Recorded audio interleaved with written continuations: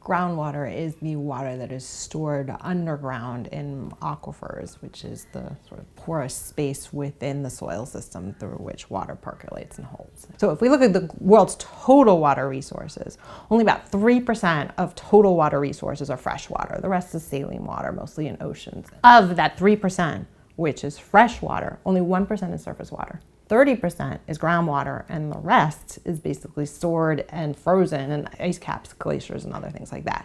Which means that the bulk of the fresh water that's accessible to us as humans to use is groundwater. So the problem is that we're pumping out more than is going into the groundwater system. And when water levels in groundwater aquifers drop, they have negative effects for the ecosystems that are dependent upon the trees and the vegetation. Their roots may no longer have access to that water. So we might have less flow in streams. Springs can start to dry up. As we pump it out, that air is left in that pore space and the land can compact upon itself. And subsidence is a problem in part because of it means that space is no longer available to store water in the future, but also because it can have damage to human infrastructure, canals, roads, buildings.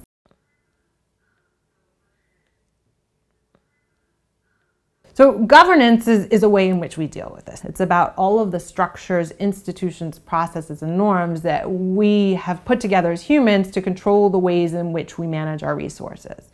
A lot of my research has been focused on these interactions across different decision-making bodies. So at the international level, much of my work has looked at international cooperation over waters. I've got 2 new grants that are looking at water supply systems in the USA. And what we're trying to do in this grant is trying to understand how the different types of policies the states have implemented are fostering partnerships and what types of partnerships they're fostering across these water systems and which ones are more effective at fostering effective partnerships for which types of water systems and which types of partnerships. So we're trying to understand which different state policies can help them to address different resource needs to help improve their water supply.